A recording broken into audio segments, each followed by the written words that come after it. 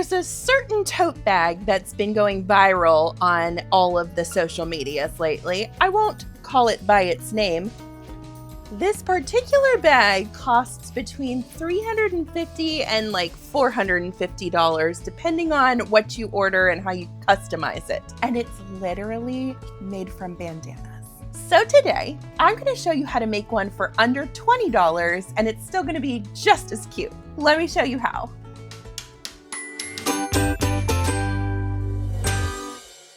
For the tote we're making today, there are two main sizes listed on their website. There's a medium and a maxi. I'm going to show you how to make the medium size because we're trying to keep this budget friendly. But if you want to make the maxi size, you can go on their website and find the measurements and probably dupe that as well. But for today, like I said, we're going to try and keep this on the low end of the budget spectrum. But in retrospect, as long as we stay under, I don't know, like $200 with materials, we're still doing better than if we had bought it in the store. Way better. But we're not spending that much today. Bonus, I'm going to make mine using leftover dish drying mats because I'm crazy. All right, so here's what you need to make this project. For my version, I'm going to use 5 dish drying mats from the Dollar Tree. So that is $1.50 a piece, which is, I don't know what, 6 plus $1.20, $7.25 for your dish mats. And then we're going to need some bandanas. Now, the popular color that I saw a lot of on the internet and really resonated with me is this red with the hot pink. I think these two together are going to be just a total smash. So I bought 8. Oh no, I only bought 4. I bought 4 of the red. I thought I bought 8. We're going to try and make this work with 8 total bandanas. Who knows? I may end up pulling this one out of my hair and we may sew this into the bag too. It's all up in the air right now, but we're going to shoot for 8 total. I think I can do this with less than 8. Now, one thing that the bag in question does not include inside of it are pockets, which I think is absolute madness. So we're going to try and swing at least one side having pockets of the inside of this bag. The other things you're going to need are some fusible fleece for our handles. You can get this on Amazon. Oh, and for my bandanas, this hot pink one came from Walmart. It's the Time and True brand, and it was a little more than I wanted to pay. I think it was like $2.50 or something, but the color was worth it. So I got those, and then Hobby Lobby also has a ton of bandanas, and they're only 99 cents a piece. So you can really do this according to whatever budget you're working with, but that's kind of where I'm headed today, which is still way cheaper than the cost of this actual bag. And then I'm also going to show you how to embroider the word love on the front, which is what appears on the bag that's on the website. So we are using some embroidery thread for this. Now, this step is completely optional, but I will tell you, we are going to do this on a domestic machine. You don't need an embroidery machine to do the type of embroidery that I'm going to show you today, which is pretty cool. So if you're wanting to just give this a try,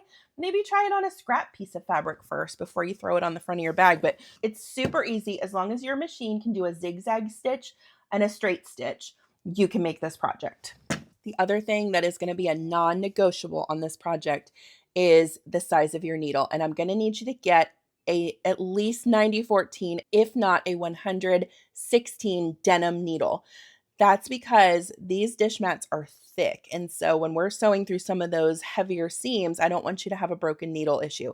And I would get a couple of them. So you could check it out on Amazon and buy a multi-pack. While you're on there, if you have not purchased a walking foot for your machine, I highly recommend one for this project. I'm going to use my walking foot for this project. I think you could probably get away using just your zigzag foot, but hey, we're all trying to grow and learn, so don't be afraid to purchase that walking foot and give it a try. You will be amazed at how much easier it makes sewing those dish mats. Okay, let's get into the project, right? Yeah, okay, come on. I'm gonna grab a sip of coffee first. Oh, also, if you hear my birds chirping, just remember they're paid actors and they are being treated fairly and ethically. So let's start with the dish mats. The dish mats are going to be our stabilizer in this bag, which is what it's going to give it its squish factor and its structure. So the measurements for the project that I'm going to be making today are actually bigger than what a single dish drying mat is. But that's okay because we can use our creativity to make this work. And I'm going to show you how right now. So open up all of your dish mats. And while I do that, let me tell you, the measurements for our front and back pieces, like the front and back of our bag, are going to be 14 inches by 16 inches. So 16 inches wide and 14 inches tall. And the website is going to tell you for that medium-sized bag that it's actually smaller than that. But remember, we have to plan in some seam allowances. And I put a little bit of extra in there because we're sewing something so thick. And also, who cares if your bag is just a little bit bigger? I mean, we can always find things to put in a bag, right? For this front and back piece situation, because our dish mats are, what, 12 by 18, which does not make 14 by 16, at least in the height. What we're going to do is turn them vertically and sew them together, 3 of them, to make a very large piece of stabilizer. Now, if you want to use foam stabilizer that you can get at the craft store and just not deal with this whole dish mat situation, that's fine. You can use a coupon and probably get it just about the same price as these dish mats, but this is also about accessibility. If you don't have a craft store nearby, you may not have that option, but most people have a Dollar Tree. Also, you guys always complain about having only the ugly color of dish mats, like just the plain solid colors. That's very good. That's actually helpful in this project. But one thing to think about is if you're going to be using bandanas that are very light, like a light green or a light blue, this might show through. So try and pick the most neutral one that you can find. They have blue and gray, and I think beige. Beige would be probably the safest color. All right, so to sew these together, and it doesn't matter which ones you use, I'm actually going to be using this side to face out because I think this might show through. Even though my bandanas are dark, I don't want to risk it. Let's get 2 of these out of here. I don't know why, but I feel like I need to use all the Christmas ones together. Even though it doesn't really matter because they're covering them up. Line them up all vertically, and what we're going to do, and you can cut this part off if you want. You are going to lose a little bit of that square footage on your dish mat, so it may not be worth it. We are going to cut this pretty close to get all of our pieces out. So what we're going to do is a very wide zigzag stitch going straight down this seam to connect all of these together. Let me show you how to do that. All right, let's put a zigzag stitch in our machine. For me, that's right here on this number 6. And on the stitch length and widths, I'm going to put this down just a little bit to 1 millimeter. That's how far apart your zigzags will be. The left number is how wide your zigzags will be, how big. So I'm going to put that pretty much up to the top because I need to cover some ground here. So I'm going to lay these in at the same time. And I'm going to center it right underneath the center of my walking foot or your zigzag foot, whatever you're using. Start with the back stitch, and I'm just using regular white cotton thread for this project because I've got so many colors happening here. And this is all for the interior and structure of the bag, so it really doesn't matter that much. And we're just going to start feeding those through. Make sure you're hitting both the right and the left sides of the dish mats as you zigzag down. That's what's going to connect them. So my eye is on the seam right in the center, and I'm working really hard to keep that centered under my presser foot. I'm not watching my needle. I'm not watching my hands. I'm not watching TV. This is important for accuracy. So keep an eye right in the center there.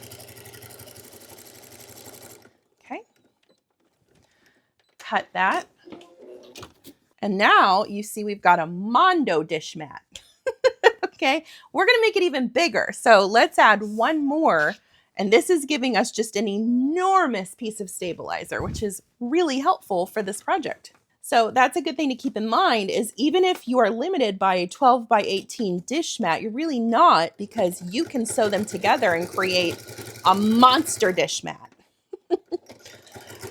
That would be good to know even if you just use these for dish mats in your kitchen. Maybe you have just a really large space that you need to lay your clean dishes on, like the ones that you've just washed. You could do this just for that. What a novel idea, using a dish mat for what it's actually for. That's crazy, right? All right, keep sewing down. And then we're going to chop these up into the correct sizes that we need.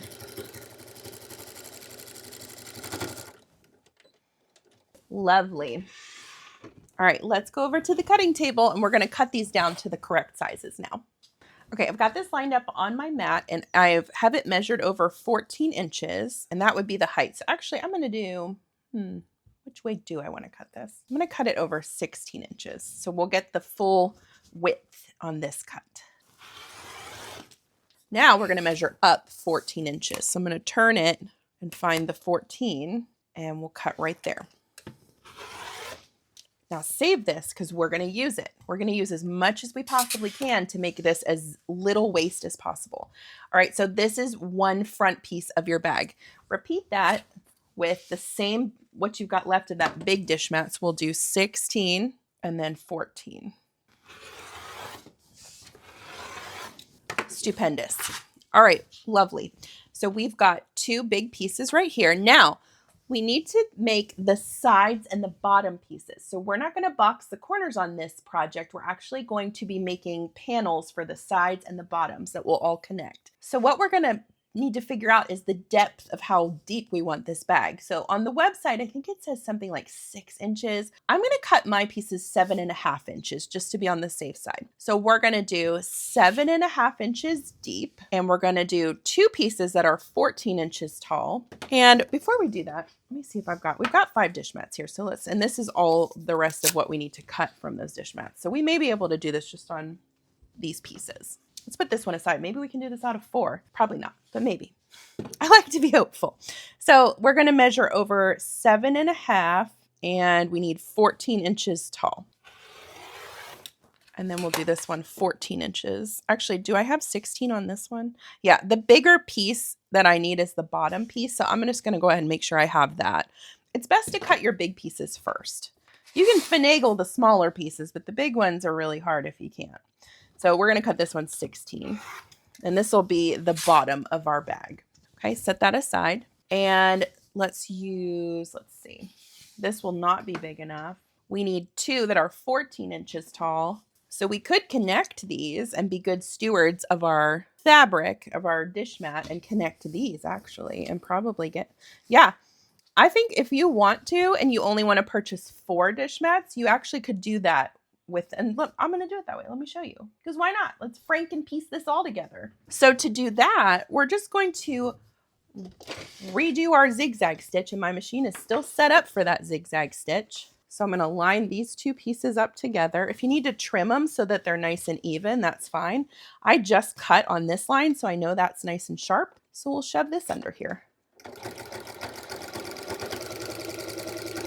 Easy peasy, friends. Now we're making nice big pieces. Actually, I didn't pre-measure this to see if it's even going to be 7.5 inches. Let me check. 1, 2. Oh yeah, it's going to just make it. Isn't that dandy? Look at us being good stewards of our dish mats. And this one only has to be about 14 inches. So if it doesn't match all the way to the end, that's okay. But you're also the boss of the fabric, so you can tell it that it needs to match up, and it will. Because you put it out in the universe that way.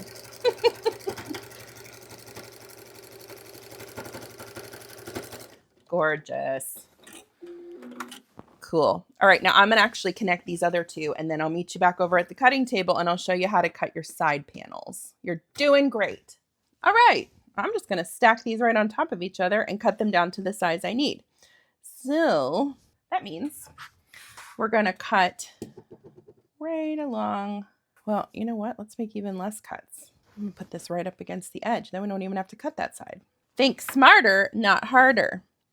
All right, 7.5 inches wide or deep. We'll use the word deep because that's like what it's going to be in the bag. Now, it's hard to cut 2 dish mats, but we're going to try. See if it worked. Almost. I need my 60 millimeter, but my blade is nicked on it right now, so it's not working that great. Now turn it, and we're going to make these 14 inches high. Press down really hard, and you should be able to cut through those dish mats. So there's 1 cut, and then we're going to do 14 down here. Oh, I'm having so much fun already. This is my favorite kind of project, just thinking outside the box. Okay, our Franken dish mats are ready. We only needed 4, hurrah! So we can actually save this one for another project. Now, let's get into the part that's actually fun.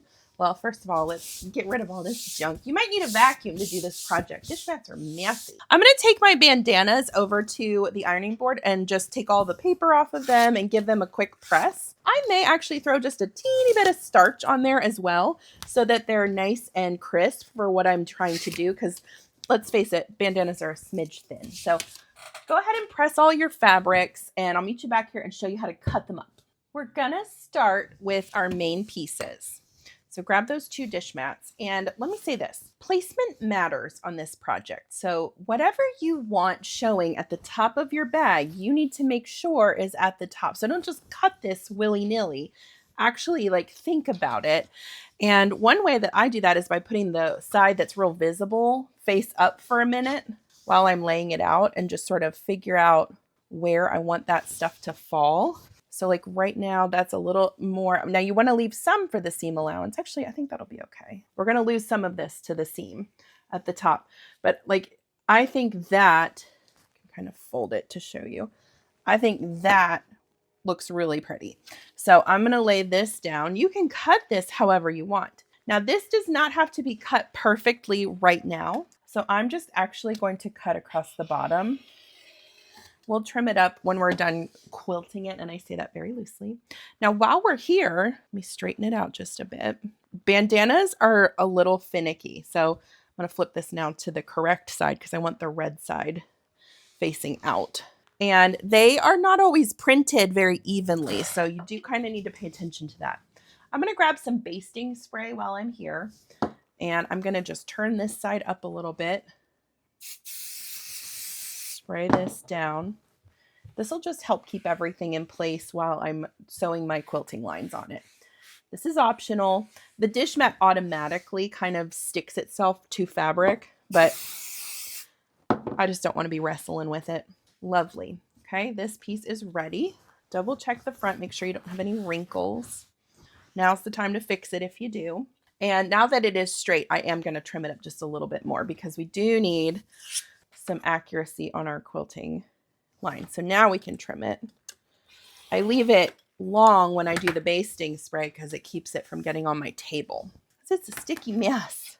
Now I did this the first time. I was worried about losing some of my square footage on the bandana because this is so smushy when you're sewing the lines, but it actually didn't make much of a difference at all. And it's a lot easier to sew the lines if you can see the edges of your bandana. So now that we're stuck, I am trimming it down. And don't throw away your extra pieces. You may need those later. Okay, so this is the front of the bag. It's a little uneven. I'm just gonna pull this down just a smidge. Pull it up and redo it just a bit. Okay, looks good to me. Now, to avoid that for the next one, let's think through this a little better. Maybe we can cut our bandana right where we want the top to be. Wouldn't that be brilliant of us? See, I'm learning as I go too. So for this one, if this is my top, yeah, let's even it up. So I'm gonna line that 1/2 inch mark right up against the top of my graphic on the bandana, which should ideally give me a nice clean top edge. I never know which side, I mean, other than the seam, I never know which side is the front of a bandana. I guess there is none. All right, so now we'll lay this. Oh yes, this is much smarter. This will give us a nice even side. Not gonna worry about the other one because it's not that serious, but this looks good. Okay, so we're gonna just trim across the bottom, flip it over, keep it nice and even. And looks like I need to move it just a smidge to the right to get it right in the center of that. Yep, that looks better. Love it. All right. Stick it down. Are you having fun yet? I mean, I'm having fun just knowing that I'm not paying $400 for this bag, that I can make it home. That sounds terrible, but it's true. Some of this stuff is so overpriced. And because we're sewists, we have a superpower. We can make things to look just like the real thing. Perhaps even better, because ours is going to have pockets. What's a bag without pockets? My goodness, what are we, animals? And now we're going to move on to our side and bottom pieces. And fun fact, we're going to use a different color. So the bag on the website is red on the front and back, but the side and bottom pieces are that pink color. So we're going to switch to that. Now, as I was ironing this, I noticed that this pink is a lot thinner than my red. So my first thing I'm going to do is check to see how much it changes, if any, the visual. See, I don't think it changes it that much because I have this nice red base. But if this was like patterned, like this would be a disaster. Don't do this. Okay, so the other thing you can do, I was thinking through this, is if you are worried about it being able to be seen, or if it darkens the color significantly by having that dark behind it, you could use some fusible interfacing to put on your piece that will be white, which will help neutralize this it'll put a barrier between the two. For my side pieces, I'm going to also sort of look at my design here because every bandana is totally different. So for this one, I don't know, I think I may just line it up with this corner right here. Sure, let's do that. Now you can cut this one bigger if you want, but I'm trying to save as much of this bandana as I can. The red ones are sort of the front and back pieces. Those are your biggest pieces, so you won't have a whole lot of useful fabric left over, but this one we will. So let's see how this looks. Oh yeah, it's great. I love it. So I'll flip this up. Just be a little careful with your spraying so you don't get it everywhere. Pat her down. Okay, and just repeat that with your other side. Okay, we've got two sides. Oh, there's a little wrinkle there.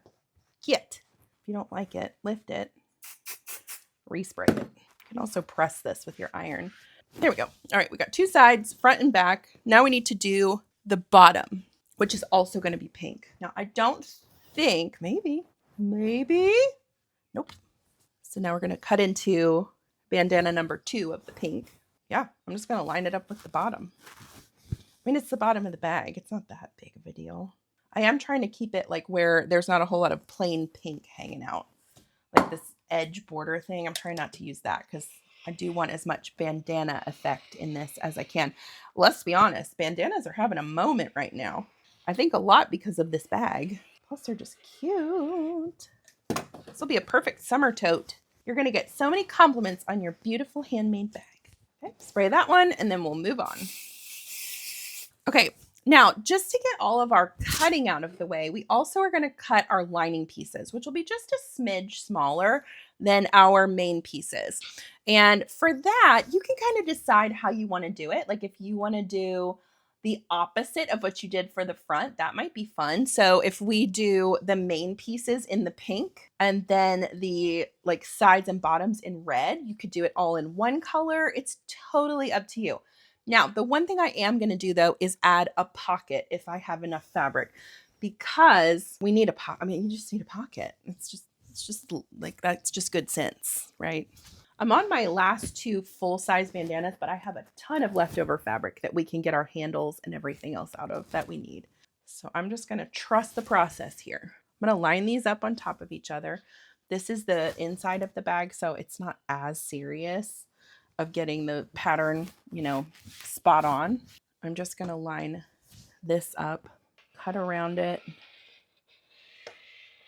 to get my initial size. And then we'll cut it down just a smidge more. I just find this to be a little easier than cutting the big piece. Instead of 14 by 16, we're going to do 13 by 15. So that lining really just falls right into the bag and doesn't have a whole lot of baggy extra space. Got these still piled on top of each other. This is 16 currently. We're going to cut it down to 15. Goodbye. And then we'll cut 1 inch off of this side as well. Now these pieces I am going to put interfacing on because they are just so flimsy, but you may not have to do that depending on how thick your bandana is. Okay, so we've got our lining piece front and back cut. Fold those and set them aside for right now. And for our inner lining pieces, let's see, we're going to do, I think the red, is that what we decided? Yeah. Let me see if any of my scraps are big enough for, I don't think they are. All right, so let's use another bandana. I've got 2 left. We've still got to get our handles, which I think we can do out of this pink piece. So I'm not worried about it. So for our bottom piece, we're going to do that 15 by 6.5.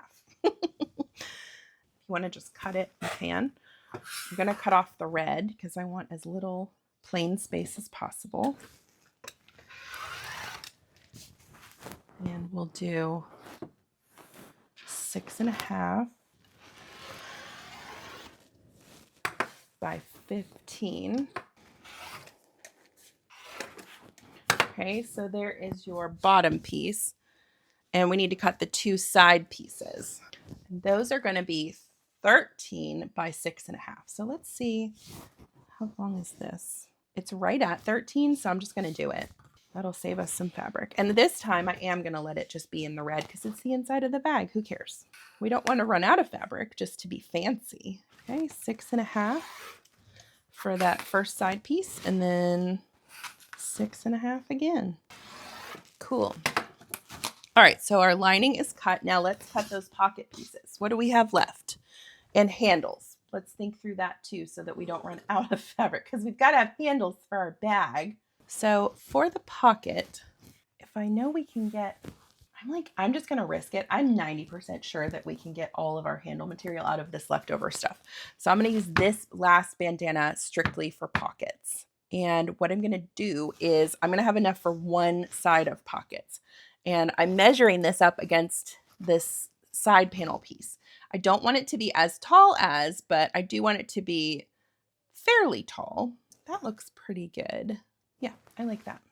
That is, I'm just folding this in half because we're going to have 2 pieces of fabric to make our pocket piece. This is 9 inches tall. So if you want to, you can just fold it in half and cut up 9 inches, which will give you, since it's on the fold, a total of 18 inches. And I'll show you what to do with that here in a second. So this will be fun because it'll have red pocket on the front of the pink lining. So set this aside as well. And then I'm going to figure out the handles later down the road. So we'll put this just aside for now. All this stuff over here. We've got other stuff to do. All right, let's sew some straight lines. It's time to sew some lines. So we're going to take our machine and go back down to just a regular straight stitch. I'm going to use this little tool. It goes in my walking foot in the back, and it's just a seam guide. However you want to do this is fine. If you want to tape your machine, or just if you want to measure it on your actual pieces, if that's what you have access to, is just like a marking pen or something, that's totally fine. However works best for you. I'm going to measure this. I want my lines to be 1.5 inches apart. So I'm going to put this little guy right at 1.5 inches. Whoa. And the easiest way I have found to do this is to just sew an initial stitch about 1/4 inch in, starting from just one side. And we're sewing vertical lines. So, no, this is my bottom piece, so I don't want to start on that. That'll be a little different. Let me start on just one of our main pieces. I'm using just white thread for this, and I think that'll look well across the whole shebang, but you can use any color you want. So we're going to start 1/4 inch in. I'm going to set my stitch length to a 4 and just sew straight down. Okay, that's just kind of getting our initial stitch in place. Now go over to where your seam guide is, or to whatever your next line is that you drew, and you're going to line it up with that. This is what's going to give you nice, even 1.5 inch lines the whole way across your bag. Okay, let me show you one more time. Line it up. My eye is on where my previous stitch is lining up with my marker, my 1.5 inch marker. That's what I'm watching. I'm not even watching my needle. So there's a couple lines. I'm going to sew this whole thing with the vertical lines, this whole piece with the vertical lines, these side pieces with the vertical lines, and then on the bottom, I'm going to do the vertical lines this way, okay? You can do them whatever way you want, but I feel like visually if you're going down from the front of the bag to the bottom, vertical makes more sense, okay? So all those lines, and then I'm going to meet you back here, and we're going to talk about embroidery. Don't be scared. It's going to be so easy and so fun, and also so optional. If you don't want to do it, just skip it. It's fine. See you in just a few minutes. Look at all these beautiful pieces now. You should have all of this stitched up. Everything is nice and stuck to your pieces. Those bandanas aren't going anywhere. Now, put all this other stuff aside and pick whichever side is your favorite for the front. And you will have one. Like this one's just a teeny bit like angled, and it's not really my favorite. So I'm going to use this one because it's my favorite. And we are going to work on the word love now on the front of our bag. So it's genuinely probably this is going to be the hardest part of the project. And here's what I want you to remember. It doesn't have to be perfect, okay? Just do the best you can. I'm going to use this little chalk tool from Sew Line. It comes in 3 different colors, which is kind of great for whatever fabric you're working on. There's a white, a dark like charcoal, and then I think it's pink. I don't know if the pink shows up real well. I'm going to use white for this one. So the center of my bag is right here. Now, if you wanted to, when you're sewing your lines, you could do your center line and move out from there. But I find that's a little harder to maintain your 1.5 inch space between your lines. So this is my center line. I'm going to start with my V and I'm going to put it up a little bit, angle it out just a smidge. Yeah, that looks good. So there's my V, and then my E is just down a little bit. Follow the same line as my V, come down just a little further. Now, obviously, if you have an embroidery machine, you could do this on there and it would be significantly easier. But I'm assuming that you just have a regular sewing machine, and I want you to feel like you can do this as well. Now, my E lines are a little too far, so I'm going to just shorten those up just a smidge. That's why I love this this marking pen. It's so easy to just fix stuff. Okay, I like where that is. For the O, that's going to be kind of the trickiest part because a circle is really difficult. Well, a circle is not difficult. An oval, I feel like, kind of is, though. So I'm going to just draw a straight line to begin with. I'm going to just sort of freehand the O part and see how that looks. It's just a little too long. This will be the most time-consuming part of your project because you're trying to make it look professional. Oh, actually, that looks pretty good, I think. And then for the L, I'm going to go over from the bottom of my E and line out. I think that's pretty good. Okay, I'm going to darken my lines just a little bit so I can really see them. Okay, we've got love. All right, let's stitch this on and see what happens. Okay, the L is in this sort of light pink color, so I'm going to use this one. And I'm going to load this on my thread spool, which I've got over here to the side. So I'm going to clip what I've got currently in there. I love this little thread stand because I can buy larger spools of thread, and I can also easily sew with embroidery threads, which come on these larger spools. Sometimes they fit on the machines, sometimes they don't. Mine's an older machine, so it doesn't really have a lot of options for larger spools. So we're going to load this in, and I am going to switch to a zigzag stitch again. So you should be familiar with this. We used it at the beginning, and now we're going to use it for embroidery. So cool, right? So I'm going to put my stitch length all the way up to a 7, maybe 6.5. And we're going to do a 0.5 for the space between the stitches because we want these really close together. And if they're not close enough on the first pass, we may do 2 passes over it just to make it nice and thick. So load this under your presser foot. We're going to start at the top of the L, and I'm going to center it right over my chalk line.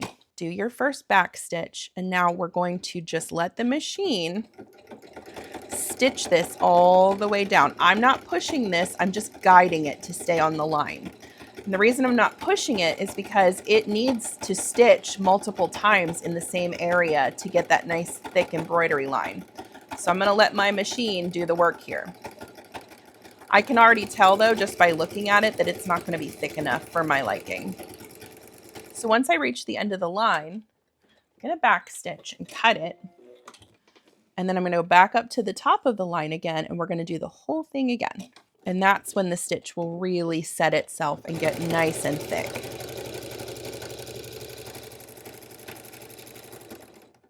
Okay, I'm at the end of my L. We're going to lift it and pull it out. There's our first line. Now we're going to turn it and do the bottom part of the L. So line it up and follow that line.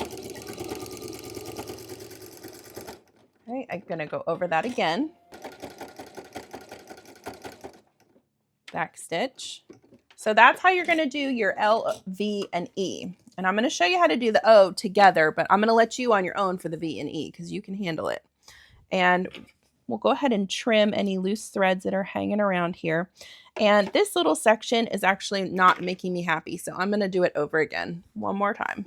just to get it as thick as I want it. And that's the beauty part of this. You can do this as many times over as you want.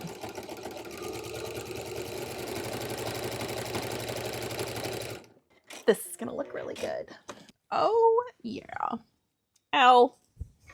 All right, trim any loose threads you got hanging around, and now we're gonna switch our color out to blue for that O, which is quite honestly gonna be the trickiest part because circles are hard, but not impossible. Oh, and just so you know, I left my bobbin thread just white because nobody's gonna see it, so it doesn't really matter. All right, so we're gonna go to the O. I am going to start on one of the sides of the O, maybe up near the top. And I am going to make it my goal to keep that white line centered under my presser foot the entire time that I'm sewing. And I am going at a snail's pace. I am letting the machine do all the work here.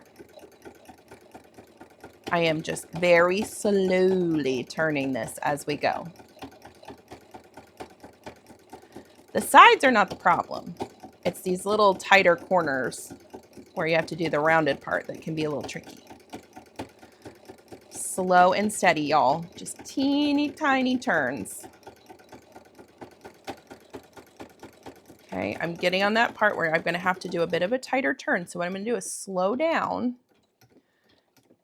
And I'm going to hold this little spot in place while I make that turn so that my needle on the left side is dipping into almost the same spot over and over again, while on the right side, it's actually moving forward. That's how you create that curve.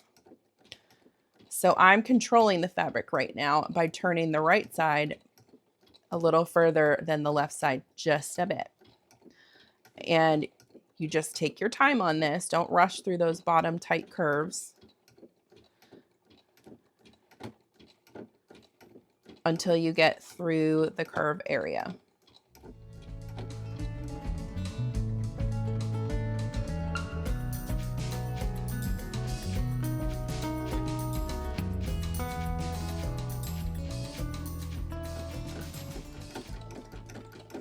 Okay, I've made it around. I'm gonna do the whole thing another lap.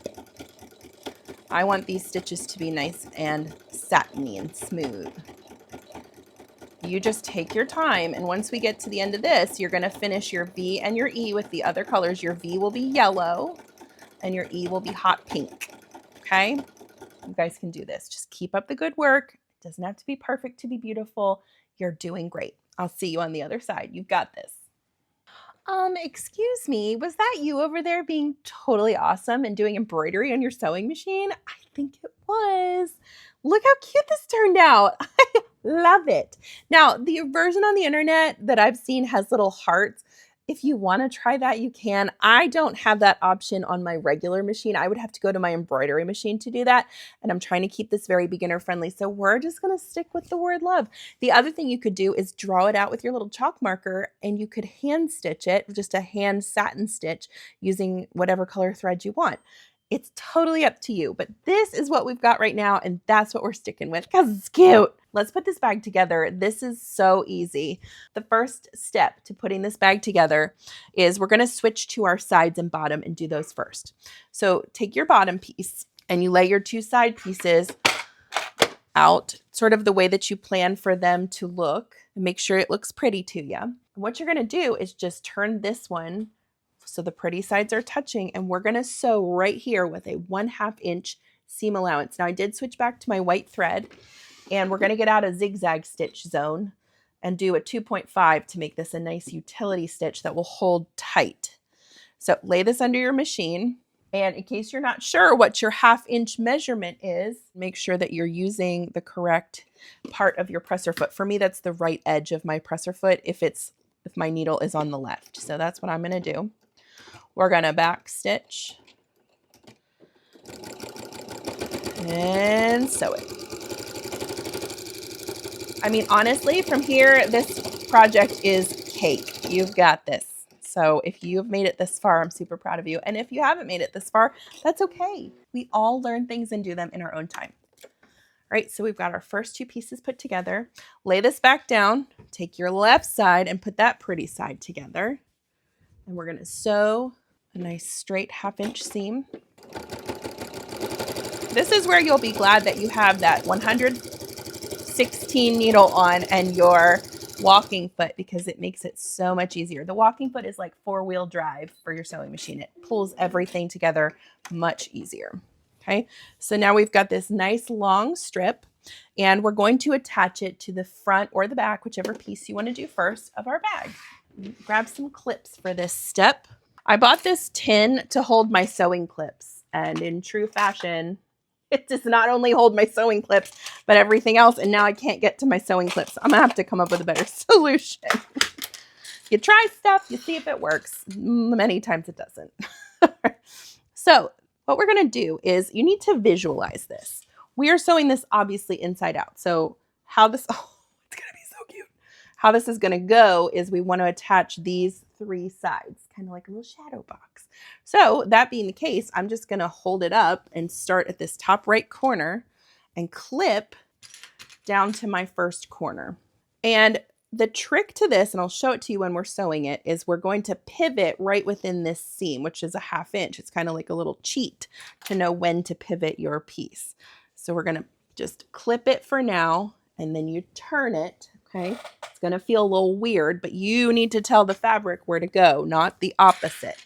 So if you want it to make a nice 45-degree turn, then it's going to. So we get to this other corner, just going to clip it in place and then turn it so that my seam starts moving towards the middle again. It should match up pretty evenly. Oh, that clip just threw something at me. How dare you? Okay. So much already, and it's not even a bag. All right, I want to sew this from the side that's going to show me this little seam right here. So your front panel should be down on the bottom of your machine. And we're going to start in the top right corner, 1/2 inch seam allowance, start with that back stitch, and sew all the way to that corner.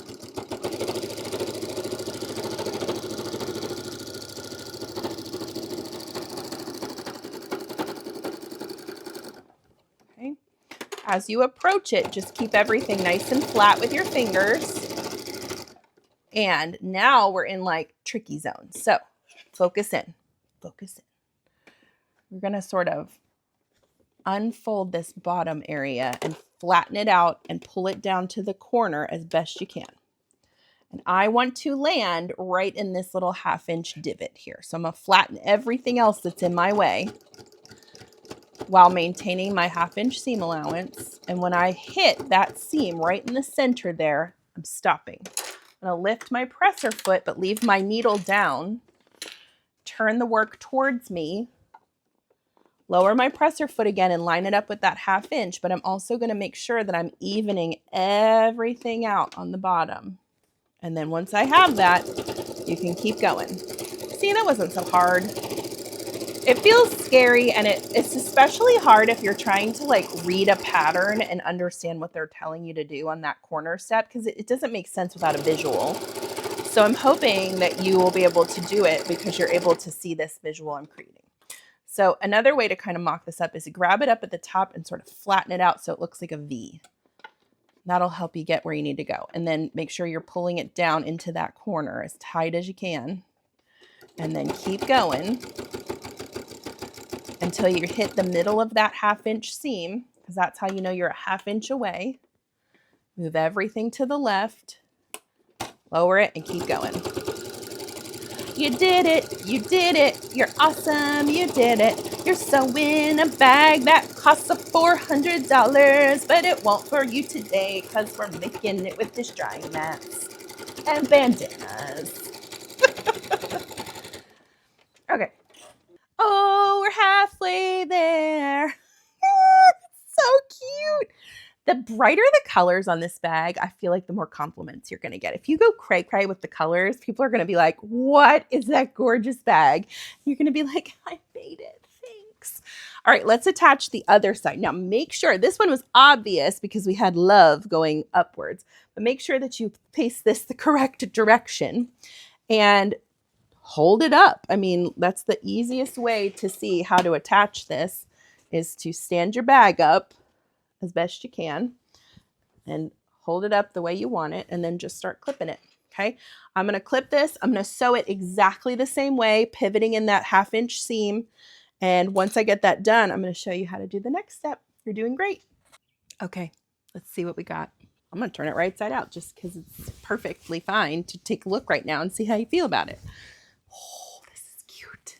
Now, I haven't trimmed any of the inside seams, so our corners will not be super crispy yet.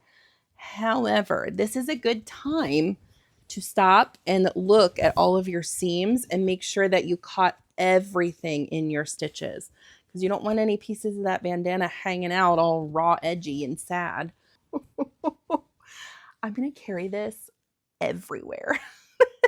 So cute. All right, so you can see we've got a nice deep bag because of the way that we made this. Now, the next step is completely optional. And if I'm being honest, I don't love this step, but I'm trying to be true to the bag and the way that it shows up on the internets and the way that they complete this to make it, see how it's kind of like just sort of doing whatever right now and falling in on the middle. This step will really improve that, but it is tricky and you will absolutely need your walking foot and a 116 denim needle. What we're going to do is trim down all of these seam allowances that we just sewed. We're going to trim them down to about 1/4 inch. And from there, we're going to go around this sort of perimeter of the front and then the back 3 sides, and then along these 2, we're going to pull this little seam, almost like a French seam, like a backwards French seam, to where it's visible. And we're going to sew like 1/4 inch or 1/2 inch right here. And what that will create is like a little, I don't even know how to say it, like a seam sticking out, which will help give a ton of structure to the bag. So let me show you how to do it. You don't have to, but if you decide not to, I would cut your lining pieces a little bit bigger because we're losing some of the square footage of our bag because of this step. So if you decide to not do it, cut your lining pieces the same size as your regular pieces because you'll need that extra little area. So if you want to do this with a rotary cutter, you can, or you can use scissors. And I'm going to cut these seam allowances very carefully, just right up so that they're just half the width of what they currently are. Okay, and then, so that's the scissors method. If you want to do the rotary cutter, you just layer down, find where your seam is so you don't cut through it, and very carefully cut that seam down. Again, you want it to be about 1/4 inch on all sides. So I've got those 2. I'm going to try and cut into this one just a little bit. And I'll be honest, the professionalism level of this step for my tutorial is not super professional looking, but it'll do the job. People aren't going to notice it. It's just, they probably, the ones who make this bag for their website, for the actual brand name, have most likely industrial machines, and I don't. So they can cut and sew through way more fabric thickness than I can. Okay, all those seams have been trimmed down. We're going to turn the bag right side out again. Double check that you didn't snip into anything that you shouldn't have. You can see that this is a lot less bulky now that we trimmed out those corners. So we'll start from the front. And again, remember, the point of this is the bag is currently just sort of flopping around, and we want to give it just a little bit more structure. So I'm grabbing this front seam and I'm pinching it so that it is completely flat and even. I'm going to sew a 1/4 inch seam right there from the top down to the bottom. Just a 1/4 inch. You can leave your stitch length maybe around, let's do makeup machine, 3.5 sounds good. And go slow.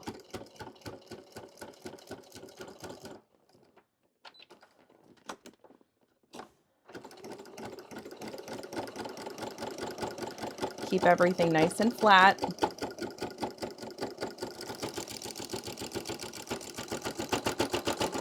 Okay, back stitch. And it should look like this now. You've got this crispy little part to your bag on the corner, and this is going to give it so much structure. It's crazy what this one little stitch can do. So now go to the opposite side of your edge, 1/4 inch. I'm going to do this for all of my side seams, and then I'll meet you back here and show you how to do the bottom seams. Okay, while we're in this little section, we've done these 2 sides. I'm just going to skip ahead and do this little part right here. Flatten it out as best you can and try to make those 2 seam lines that you sewed match up. Now, this is going to be tricky. If it's not all the way to your last seam, I don't want you to lose sleep over it. It's the bottom of your bag. Nobody cares. Nobody cares. Have you seen that lady on, I think she's on Instagram or TikTok, and she shows a video where it's like some person talking about something really awful, like that's just not appropriate, or just it's degrading to some type of human on the planet, whether that be male, female, whatever. And she always cuts them off before they say the thing that's really rude, and she'll go, nobody cares. And then she'll tell you a cool fact. She's one of my favorite people on the internet right now. I just love her. It's empowering to be like, nobody cares. Okay, but look, I care about this. This looks good, right? Like, it's worth trying. And look how, I'm going to show you just the difference. This side has not been done, and this side has. Look at the difference in structure. Okay, so this is worth trying if you feel brave. It's very, very helpful to the integrity of your bag. I'm going to do that same U shape on this side, and then I'll meet you back here, and we're going to do the lining in the pocket, sew this together, and be done. Oh, wait, we also have to do handles. We're going to get there, okay? Again, this is optional, but once you get those sides done, you can also sew right here if you want. Now, I don't think I trimmed those seams. Trimmed one of them.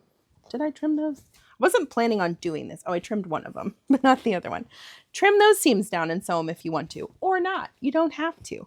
The whole bag has these, like the one on the internet has all of this sewn with the little lippy thing. So I don't know. Let's try it. I'm going to trim my seam down. Get rid of the bulk. That is the main trick to doing this well. Get rid of everything in there in that seam that you do not need without cutting through your seams. Now we'll just do the same thing. We're going to connect these lines. Maybe. Lord willing. And again, they don't have to match up perfectly. Just do the best you can.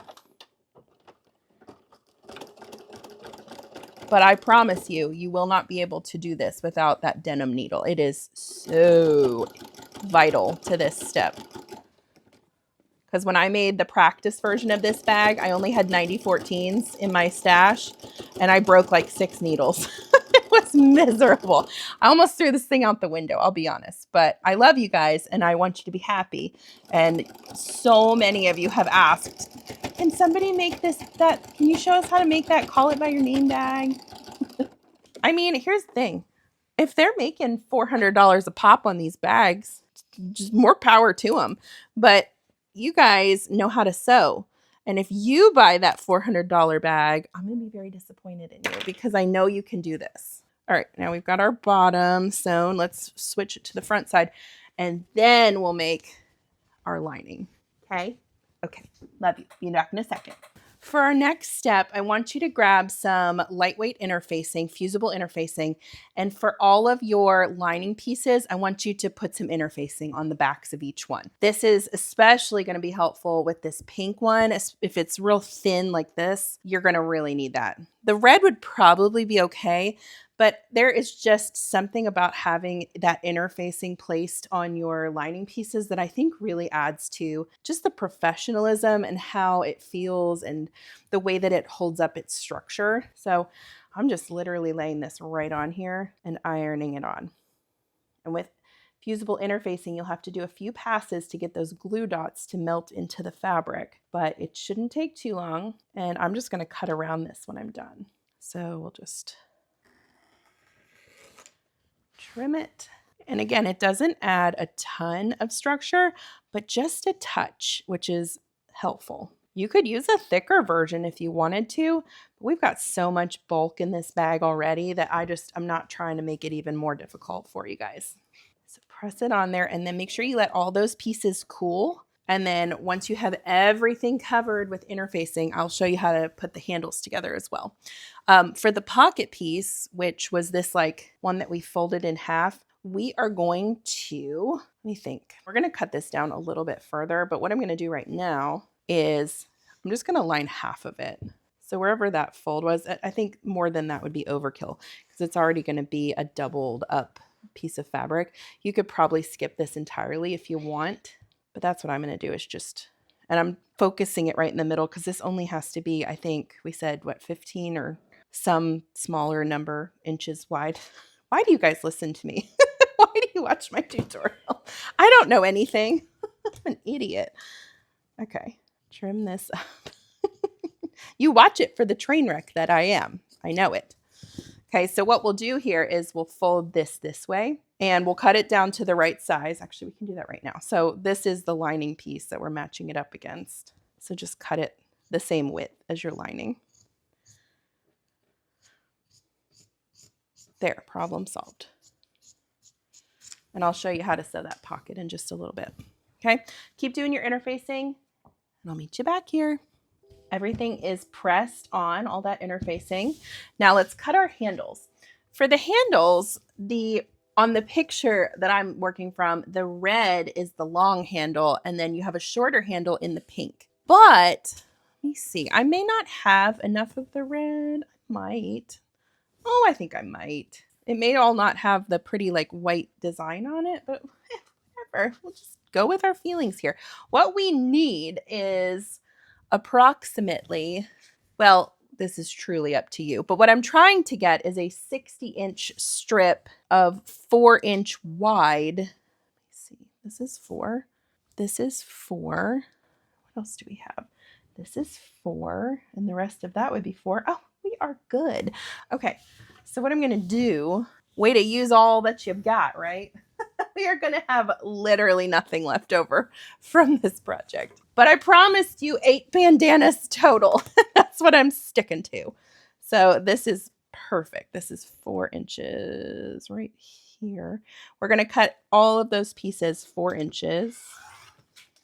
So there's one, another one. So that makes, and I'm trying not to sew in this, if I can get away without this red space, I'm going to. So that is, we'll call that 10 inches plus 10 inches. So 20 plus 38, 48, 50. I mean, that's close enough. And your straps are really dependent on however long you want them. So I'm going to sew those together end to end. But before I do that, let's cut the smaller pieces too for our smaller handles. For those, we're going to need less fabric. Those are going to be 4 inches by 12. So we can just cut right here. We'll cut 4 inches. And then another 4. And so I have plenty of the pink. That's the other thing. In a split-second decision, if you wanted to have longer straps, you could just switch the colors and do pink for the longer straps. I'm trying to make it as close to the pattern as I possibly can to see if I can.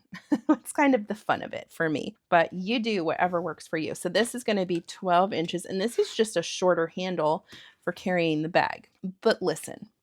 This fabric is so flimsy that we're going to back it up with fusible fleece. And we're going to try and get, I only have this one little piece. We may have to find something else in my stash, but I ran out of fusible fleece. And so let's see, I may not be able to get all of it, but I think, let's think this through.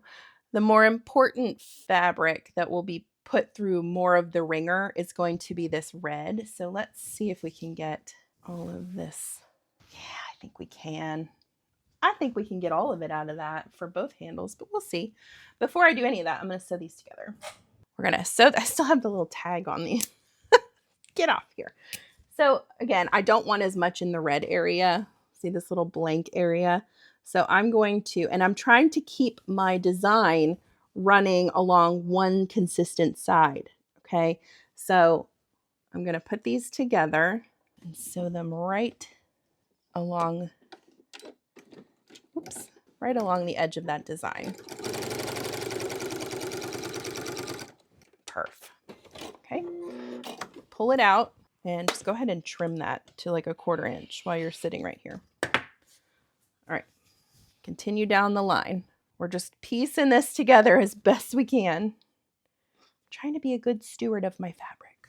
Plus I'm cheap and I don't want to spend more money. Because the bandanas were, you can, this is cheating a little bit, but you can get the hot pink ones from Hobby Lobby too. I didn't grab them at the time. I already had the ones from Walmart, but let's say you spent, I'll be forgiving. It would technically be 8 from Hobby Lobby. We'll call it like 12, just in case there's price differences. So you've got 12 in your bandanas, and you've got, for your dish mats, we only used 4. I mean, you can buy 5 if you're worried about it, but all we need really is 4.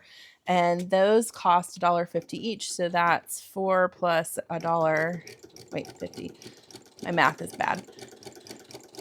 4 plus 2, so $6. So 18, and then I'm just using random pieces of fusible fleece. You may have to buy that, but an interfacing. But again, we're well under $403, which is what this costs if you buy it from the website. All right, so we got a nice long strip here. It looks a little piecemeal, and that's okay. The next thing we're gonna do is cut some pieces of fusible fleece. Got this nice long strip right here, so let's do that. And it doesn't have to be the full 4-inch wide piece. In fact, it's better if it's not, because some of that will be in your seam allowance and that makes it harder to turn. So if you want to make this 3 inches, you certainly can. I've got a little space there, so that'll help me get more out of this. I'm just like lifting it and moving it. I'm not even going to worry about this last little area because I'm going to cut it off. Okay. All right, so we'll press that on in a second. Let's figure out if we can get our handles out of this tiny piece of fuse. I think we can if we cut it like this. Again, we can make it just a smidge smaller to make it easier to turn. Yeah, I'm just going to lay this on top and cut it the whole way down. Oh, look at that, just being exactly what we needed. Hooray. That much to spare. I like to live dangerously. Okay, ironing board, let's go. So you're just literally laying your pieces together, center it, because you're going to sew in that space. They don't have to be perfect. Match them up as best you can.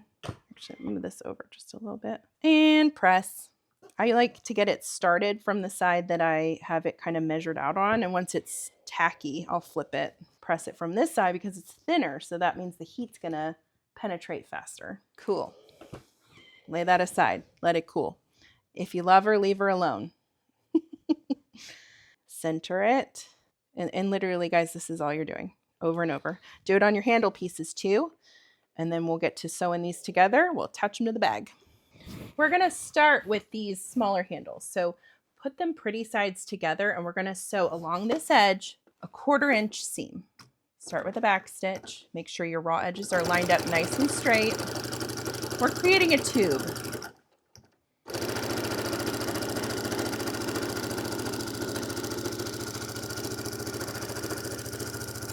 You can trim this seam down a little bit if you want.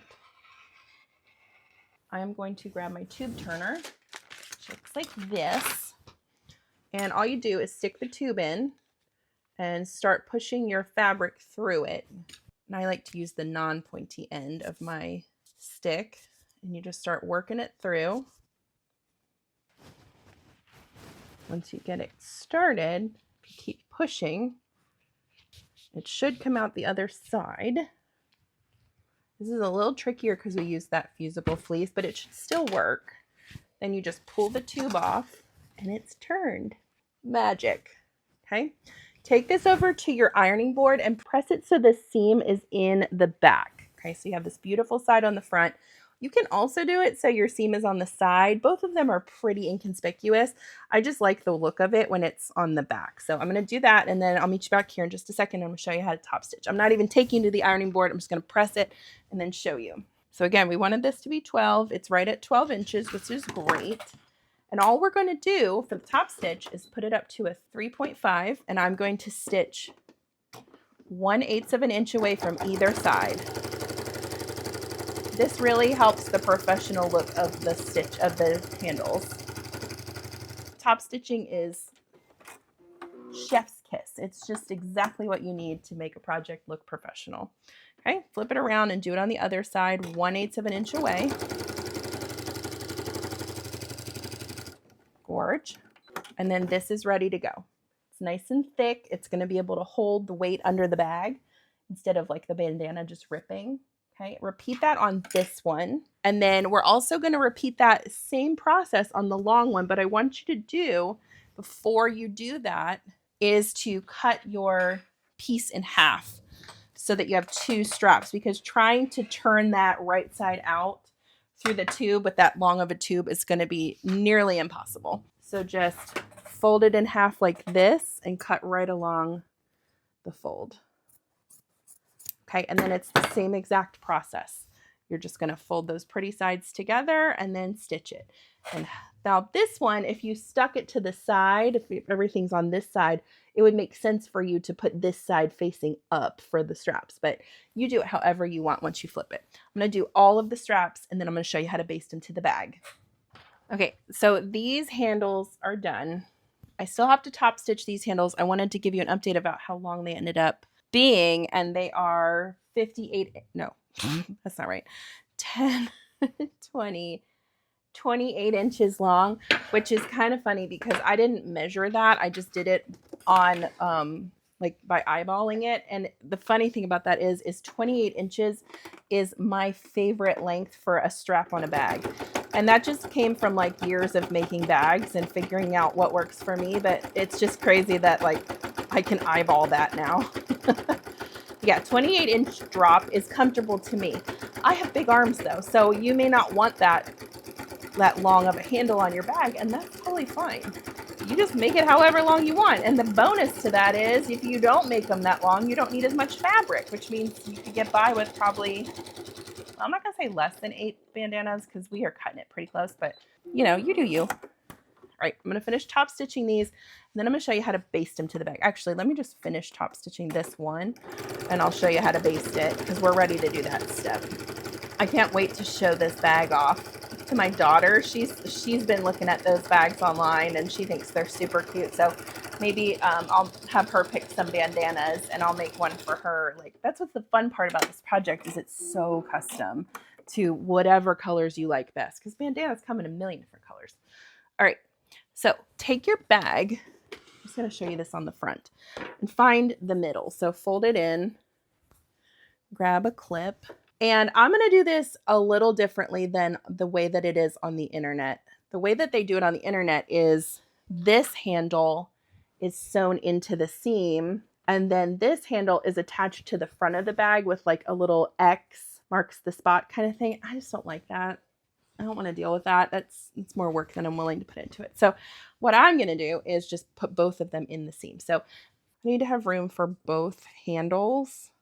And make sure you're putting them pretty side to the bag. So let's mock it up this way. I've got them about 1.5 inches because that's how far apart my stitches are from the center. You do need room for both. So move this over so they're just like right in line with each other.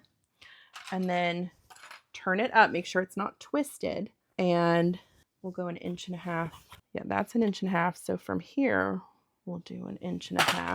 And then again, make sure this is not twisted. Trim this right here. And then the cross check on this would be how far away it is from the edge of your bag. So for me, that's 1.5 inches. What was it? 1.5 inches. And on this one, it's 1.5 inches. So that worked out great. So that's how we're going to sew these. I'm going to baste these in place. So to do that, I just keep shoving things to the left. This becomes like a trash heap by the end of my sewing projects. You can up your stitch length for this, just in case you decide to rip those stitches out. It'll be easier if you're trying to move them. And lay this under, and at like 1/4 inch, just sew a straight stitch right across to get those handles to stay put. Flatten everything out as you sew it. And then lift that. Go across the way and start stitching again.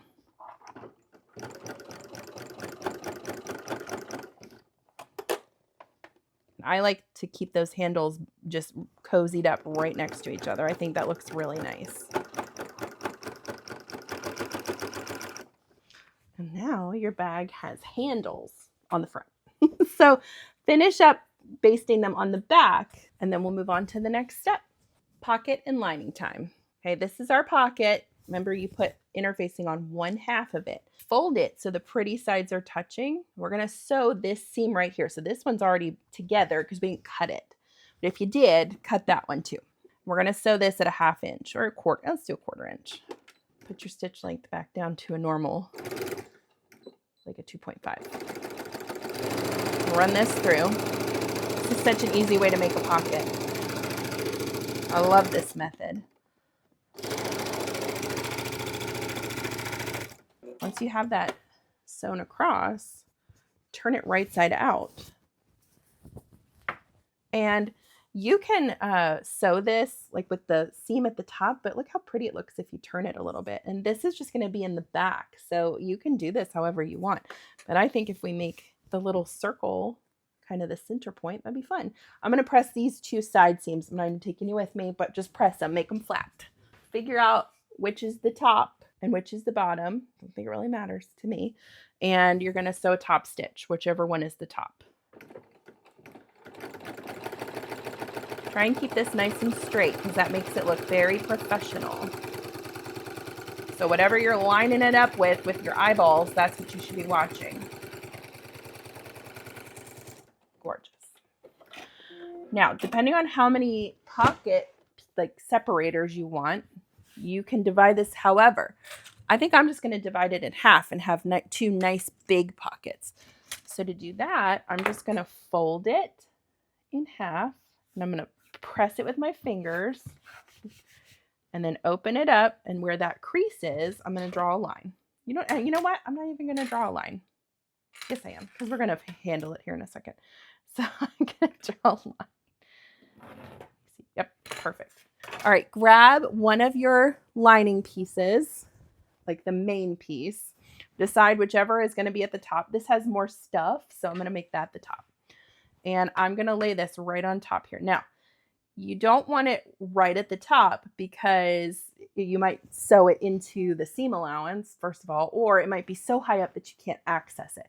So a good rule of thumb to me is like 3 inches down is usually a pretty safe measurement. And it can be as close to the bottom as you want. Just don't put it right at the bottom or you'll sew through the pocket and it just makes things harder. So I'm going to, you can pin this across the whole thing if you want. I'm just going to clip it in a couple spots because it's really not super flimsy now that we put that nice interfacing in. And the first thing I'm going to do is sew up from the bottom to the top of this line to connect it to the lining, but to also create that pocket divider. So we're always going to start with a back stitch on this and a front stitch and a couple back stitches because we don't want this to come out. We want this divider to stay put. So especially when you get to the top, do the same thing. Back stitch a couple times, front stitch a couple times, and back stitch. Lovely.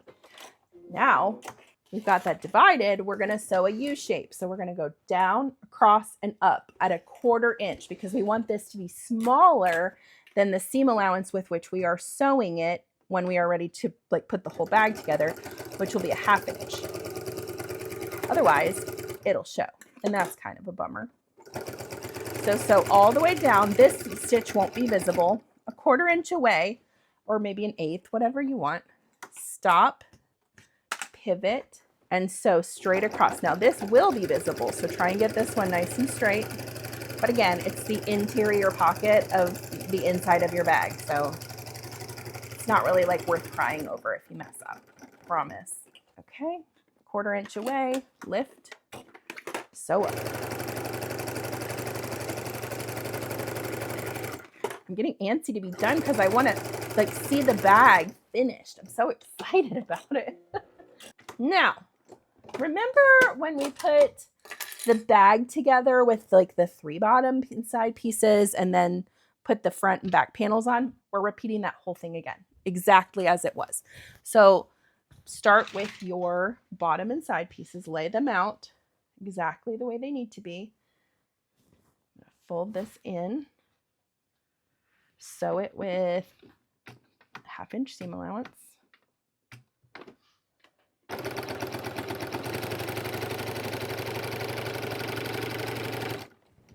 And Then grab your other side, add that to it, sew that at a 1/2 inch.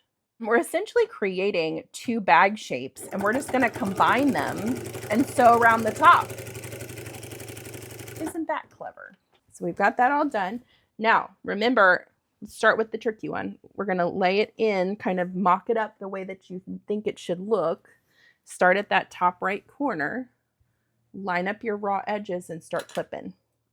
And remember, when you get to the bottom, we're going to pivot in that 1/2 inch seam. See how it's like right there? If you want to press it open, you can. I just usually eyeball it.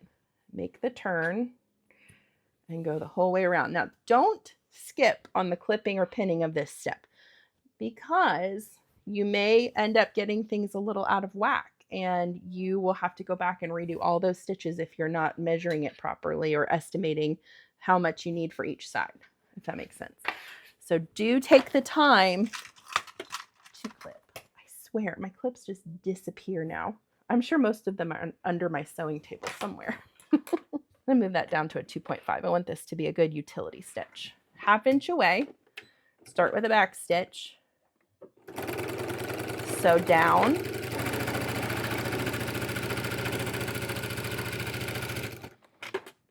sewing through a lot of little things here, so just take your time. And if you want to, go ahead and mock this up.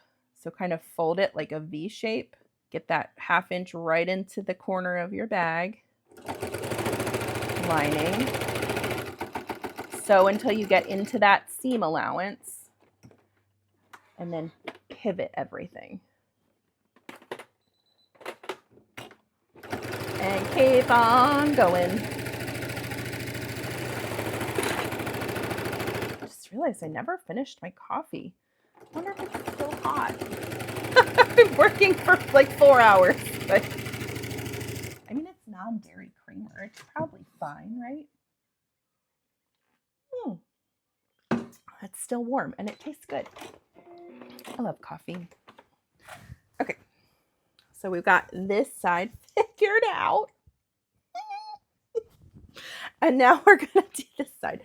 So hold it up again, and in that top right corner, start a pinning.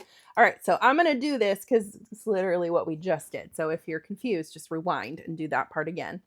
And then all we have to do is drop this into the bag and sew around the top. Oh, you know what I forgot to do? Before we go any further, I just caught myself. I put a note to myself because I did this wrong on my practice version. When you get to this part, so glad I remembered to tell you this. We're going to sew, well, let me mock this all up. I'm not going to clip it in the middle of this bottom of the lining because that's where we're going to turn it right side out.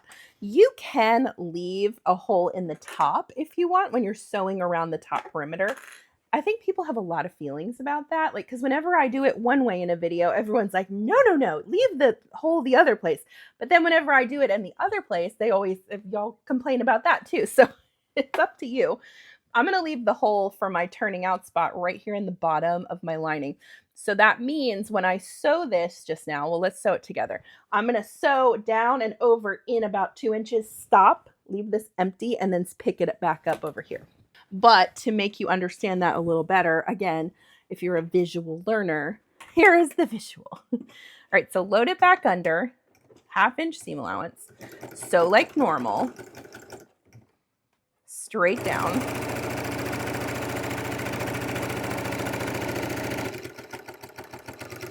Getting close, so I'm gonna stop and make sure everything is lined up correctly, which means pop in this little part right out here. Sew down into that 1/2 inch. And y'all, if it's bubbly or you have little puckering piece, don't worry about it. It's fine. It's the lining.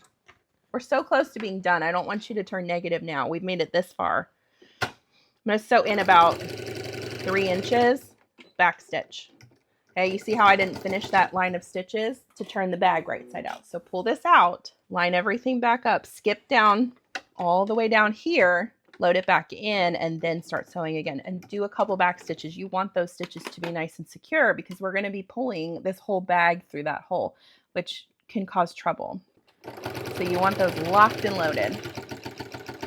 Stop at your 1/2 inch seam, turn it, realign everything. It should behave. Makes me feel powerful when I do that on a bag. Like I feel very in control. I'm like, you will listen to me, fabric. I am the boss of you. Great. Now we are done with the lining. So you've got this beautiful lining with a hole in it, and that's okay. And what we can do now is you can either drop the large bag into this, but since this is smaller, just by a smidge, because we don't want all that extra fabric hanging around in our lining and making it all saggy baggy, I'm going to turn my bag inside out again. Just for a second, beautiful bag. Don't you worry. You will shine today, I promise. Actually, I super promise, because I'm taking this out in the world with me as soon as I finish it. I'm so pumped about it. All right. So you've got it inside out. Take your lining and turn that right side out. So we're kind of just flip-flopping everything. And you don't have to trim these seam allowances. It's really not that big of a deal. But I would suggest popping your corners out with your fingers while you're down here. Double color situation is just breathing life into my day. It is so good. Okay, drop this in. And I want my pocket on the opposite side, like on the back side of my bag. So I'm going to face it to the back. And I think that'll work. Yeah. Yeah. Okay. Match up your seams. Make sure that you have everything lined up correctly. And on these ones where you did this like pushy part, push the seams so that they're facing the front of the bag and not the like side seam. It'll look much better if you do it that way. So like, for example, this seam, I want to push it to the left because that's towards the front panel of my bag. Just a small little thing that'll make a big difference in the final look of the bag. Make sure your handles are down and out of the way, and use as many clips as you see fit. Everything should match up pretty well, but if it doesn't, don't stress it. It's fine. The sun will rise, hopefully. I don't know, with the way the world's going, I'm not really sure anymore. Okay, and then that seam is facing in, and I'm kind of clipping that in place. And we're going to sew this in a full circle. We don't have to leave a hole in this because our hole is in the lining. So I'm going to take the arm off my machine. The stitch length is a 2.5 for sure. We want this to be good and strong. And I'm going to start on like just a straightaway where it's really simple and easy to sew. 1/2 inch back stitch. And just start going. Stopping every few inches to just double check that everything's behaving and laying down like properly. Even your handles, it's good to stop and just make sure they're not twisted or bunched up into your seam. And when we reach that first little seam, just make sure it's facing the right direction. And when I get it up on the actual platform, I'm going to get it facing the correct direction and hold it down with my finger. Okay. Oh, we're so close. You guys are doing great. Keep up the good work. Make sure you say thank you to that wonderful 116 denim heavy duty needle, because he is the hero of the day, or she. They are the hero of the day. Because truly, I cannot tell you how many. I mean, I broke so many needles yesterday going through this without the right needle. And then I got the right one, and it's been a breeze. But I can tell, you can hear that crunchiness. This needle is getting tired. I will not use this needle beyond this project. I have asked too much of it already.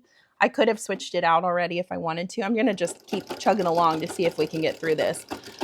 But when it makes that duk, duk, duk, duk kind of sound, that's its way of telling you I'm done. I need a break. An eternal break. Come on, little needle. Got just a few more inches to go. I think I can. I think I can. I know I can. I know I can. Yes.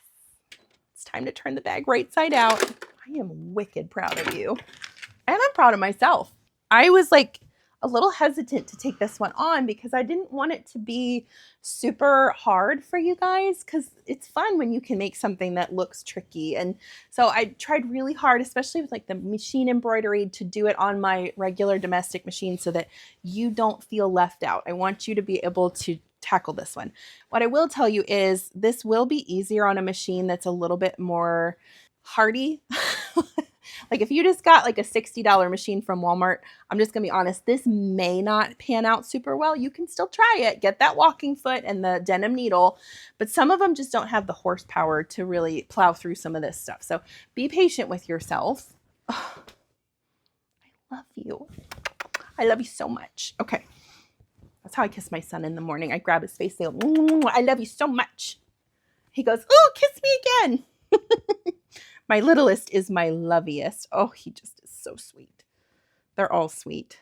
All right, I'm going to close this hole in the lining now by just matching up the edges and sewing a tiny stitch close to the edge. I'm trying to hold this with my fingers without messing up what I've got beautifully. Oh, it's all messed up anyway. It's okay. Just match it up as best you can. And sew an edge stitch, which means you're just sewing nice and close to the edge. Closing up that lining hole so we don't lose things in the bottom of our bag. We cleaned well, I posted about it. We cleaned my son's room, but he's too scared to sleep in there yet. So we're working on it. Baby steps. I also just registered him for kindergarten, and it just about broke my heart. And yet I'm also excited for him because I think he's going to do super well in kindergarten. It's hard when it's your littlest one. Jeez, happens quick. And he was a COVID baby. So like we had so much time together, snuggle time. Just makes it harder. Let's put this lining in our bag. I keep seeing threads I'm wanting to snip. Let's push this down and see how we did. Oh, these colors.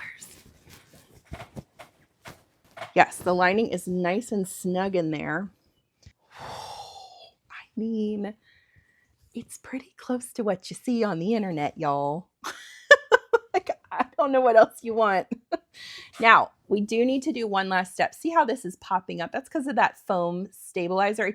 It wants to push it up. And for this particular bag, sometimes I will leave this popping up with the lining, but not today. Not for this bag. We're going to fold that down. So we're going to fold it down, and I'm going to sew a top stitch. So we're going to get those handles out of the way and load it under the machine. This part might be a little tricky because you're trying to like move some handles out of the way, and just take your time and be aware of where your handles are in the process so that you don't like sew through them and get them stuck. We're going to do a nice top stitch 1/8 of an inch away from the edge, and I'm going to put my stitch length at 3.5 for this. So I'm holding everything flat, going really slow, trying to get that stitch nice and straight. And I'll tell you what, I am not going to sew through these little like parts where we pulled it out and sewed it, 'cause that will break my needle. So all I'm going to do is sew as far up to it as I can. And then I'm going to back stitch and cut my thread. And then I'm just going to move it up a little bit to where it clears on the other side and start over again. And that's how I'm going to handle it. And I'm never going to think about it again or feel bad about it, that it's not a continuous stitch, because who cares? Your bag is cooler than the top stitching. Okay, so I'm just going to do this little section. Go as far up as I can go. Back stitch it. And then this is a good time to pull your handles back out and push them to the right. And make sure your lining is behaving. Okay, lay it back in. I mean, for 4 dish drying mats and 8 bandanas, it's not bad. I don't know, guys. I don't know where they're getting that $403. Now, I will tell you the amount of work I put into this is worth $403. So if somebody's like hand making them and getting fairly paid, then sure. But man, that's a lot of money For $400, you could go get a nice leather bag or something that's not made out of bandanas. Nothing wrong with bandanas. I'm just saying that's a lot of money for a bandana. I was talking to a friend the other day about tea staining, like tea dyeing bandanas. So we're going to try that. And I'm excited. She was talking about how cool it looks, and I've never seen it or done it. So I am pumped about that. There's so much you can do with a bandana. My daddy used to make us wear them. He called them babushkas. And we would wear them, you know, like, think like when you tie it and it's sort of like a triangle hanging down the back. We would wear that when we would go sailing with my dad or to a picnic or cleaning the house. We always would put our babushkas on, and that's what he called them, which I think, is that the Russian word for it? I don't know.